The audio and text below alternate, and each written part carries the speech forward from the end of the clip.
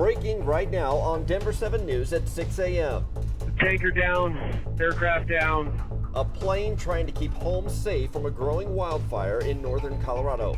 New overnight, we learned the pilot of that air tanker died in that crash. On Denver 7's Veronica Acosta live as officials work to pin down what went wrong. Plus, evacuations remain in place for those living near Estes Park.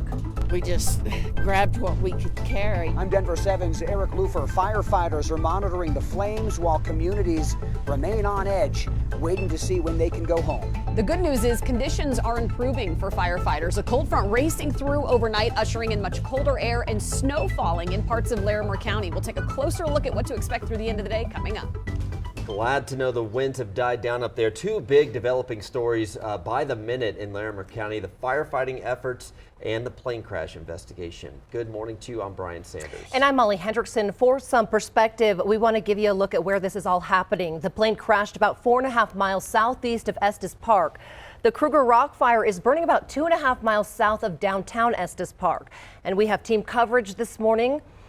Eric Lufer has the latest on the wildfire, while Lisa is tracking current weather conditions. I want to start with the deadly air tanker plane crash. Veronica Acosta joins us live near where that plane went down. Veronica. This was the very first time this kind of plane was allowed to fly at night, and that was to help fight the Kruger Rock Fire. And of course, that makes this entire situation that more heartbreaking, right?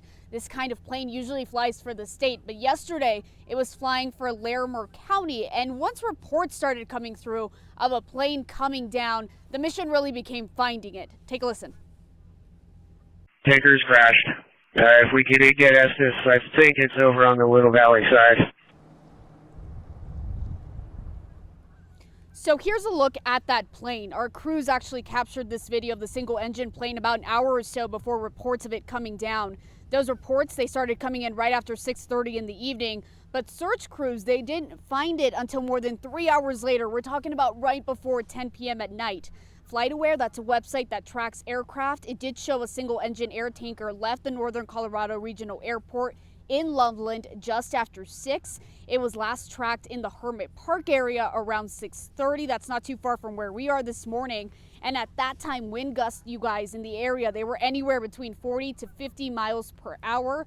The Larimer County Sheriff's Department, they did confirm with us that one person was in that plane. It was that pilot. That person was the only person that died. We also know the FAA is expected here this morning to start that investigation into what exactly happened. We're in Estes Park this morning. I'm Veronica Acosta, Denver 7. Veronica, thank you. We wanted to give you a closer look at the flight path of that air tanker. This is from FlightAware. You can see it took off from the Northern Colorado Regional Airport. You can see it then circles a few times, then goes down west of Highway 36. The plane was flown by a private company, CO Fire Aviation. Denver 7's Nicole Brady continues our coverage this morning. Nicole, it's the largest aerial firefighting company in Colorado. Yeah, the company is based in Fort Morgan, as you're showing there, Molly. It has been fighting fires in Colorado since 2015. Their core value stated on the website is to help their community, but the pilots are well aware of the dangers they face. In fact, on the CO Fire Aviation's mission statement, it specifically mentions the high-risk, unpredictable environments they fly in. The website also features 6 pilots here. Now, again, authorities have not released the name of the pilot killed, but according to their bios, all 6 of these pilots had decades of experience. Many of them mention wives and families there. According to a report this past summer in the Montrose Press, CO Fire Aviation was considering moving from Fort Morgan to Colorado's western slope. The report mentions that the company has tankers in Nevada and Oregon, and it has contracts to fight fires in multiple states and on federal lands as well. We have reached out to the company for a statement on this terrible loss, but we have not heard anything back yet. Obviously, as you'd imagine, it's a very difficult time for what appears to be a pretty small and tight-knit Colorado business, Brian.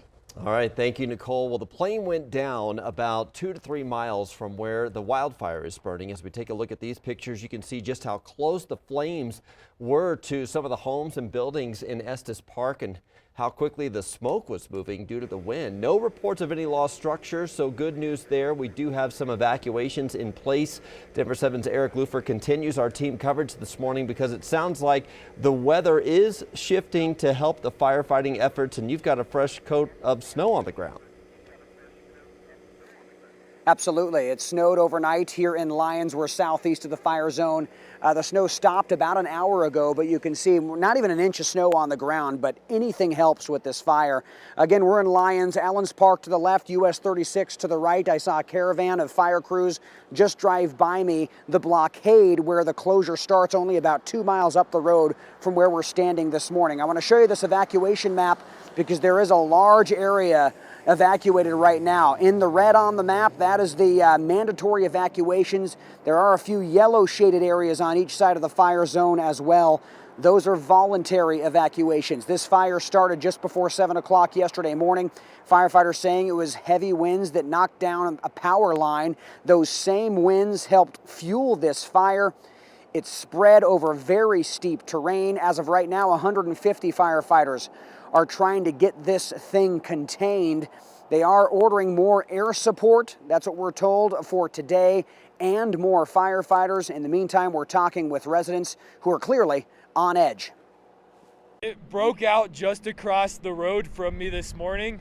We had a power outage and we looked out the windows at our house and we started to see some flames across the road pretty close to my house. I mean, just in the hour that I was at my house from where it started to when we left, I watched the fire spread from one little flame to almost the whole ridge line back there. And the winds are brutal and consistent up here in the winter. They can be brutal. Fortunately, very calm winds right now, very cold.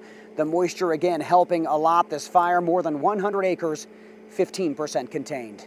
I'm Eric Lou for Denver 7. It is crazy to hear how quickly the flames spread, though. All right, thank you, Eric. We want to bring in meteorologist Lisa Hidalgo now. Obviously, conditions are really changing with the cold front moving through. With the front, before the front, typically the winds really kick up. That's what we saw yesterday and last night. Now the fronts push through. You can see those winds have shifted out of the north. It's definitely calmer. Estes Park, as you saw from Eric's live shot there, wind speeds at around 5 to near 10 miles per hour. A little breezier on the far eastern plains. The other good news is we have higher humidities with a little snow rolling through. That's also going to help. Not a lot of snow with this system. We expected to be a big cool down, but not a big snowmaker for us. But you will find some wet roads there and through parts of Larimer and Boulder counties. And here in town may see a flurry or two. Here's the other story. Yesterday at this point, we were stepping out the door to 50s, even some 60s. Now we're in the 20s. Commerce City 26, Golden 18, Boulder 27. It is a cold start to our Wednesday morning.